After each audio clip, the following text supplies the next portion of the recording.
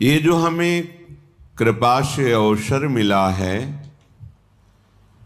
इसे सावधानी पूर्वक भगवत चिंतन करते हुए शास्त्र प्रमाणित कार्यों का ही अनुष्ठान करें तो इसी जन्म में समस्त दुख, शोक, नाना प्रकार की चिंताएं, दुर्गति, ये सब नष्ट हो जाए। हमें लगता है कि हम अच्छे आचरण करते हैं, दुख क्यों मिलता है? हमारे बहुत जन्मों के कर्म हमारे संचित हैं। जब तक हम भगवद अर्पित कर्म नहीं करेंगे, भगवान नाम जप नहीं करेंगे, भगवद आश्रय नहीं लेंगे, तब तक उन कर्मों का नाश तुम्हारे शुभ कर्मों से नहीं होगा। शुभ कर्म और अशुभ कर्म दोनों का अलग अलग भोग प्राप्त होगा, जिसे सुख और दुख कहते हैं।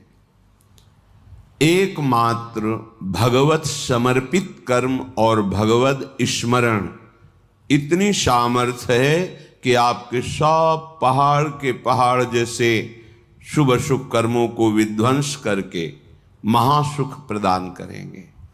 जब तक शुभ अशुभ कर्म रहेंगे तब तक आपका जन्म मरण होता रहेगा, आपको दुख सुख की प्राप्ति होती रहेगी।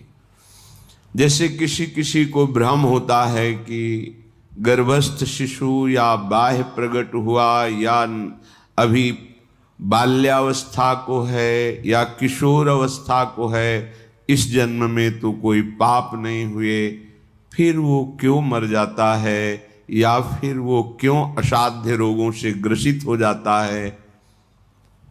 जीव पुरातन है, भगवान का अंश, और उसी ने जिन जिन शरीरों को धारण करके जैसे जैसे कर्म किए हैं वैसा वैसा उसको परिणाम भोगना पड़ता है। पहली बार थोड़ी मनुष्य बना है, शास्त्रों बार बन चुका होगा। जैसे प्रश्न उठता है कि 84 लाख योनियों में एक योनि है जिसमें कर्म नवीन किया जा सकता है, तो अभी तो वो मनुष्य योनि में है, पीछे क्या ऐसे कर्म किए?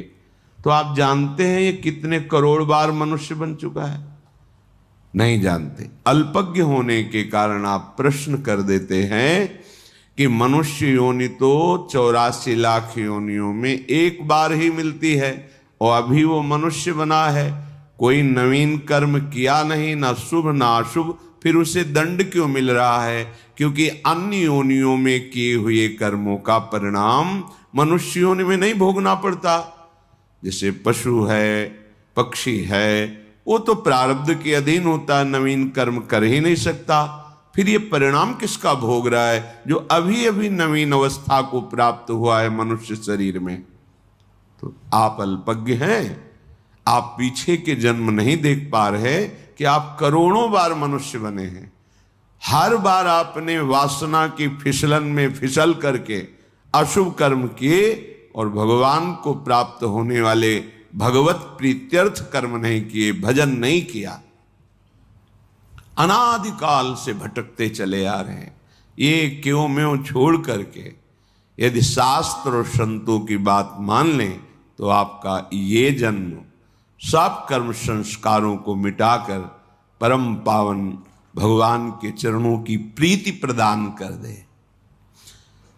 वही योग योग है, वही ज्ञान ज्ञान है, वही धर्म धर्म है, जिससे भगवान के चरणों में प्रीति हो जाए। वो कर्म धर्म योग ज्ञान किस काम का जो भगवान के नाम में प्रेम न हो, उनके रूप में प्रेम न हो, उनके श्री चरणों की भक्ति ना हो हृदय में।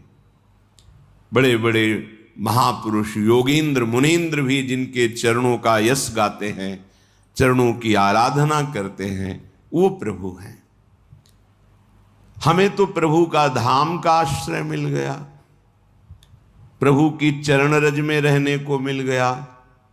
बहुत महिमा है इस धाम की। श्रीपाद कह रहे हैं, यत्रैव प्रकटम किशोर मिथुनम तद गौर नीलच्छवि श्री सस्यापि विमोहनम स्मर कला रंगैक रम्याकृति सर्वानंद कदम्ब कोपरि चमत्कारम महादुर्लभम कंचित प्रेम रसम स्रवत्तदखिलम क्षिप्त्वैह वृंदावनम। हे भाई, यत्रैव प्रकटम किशोर मिथुनम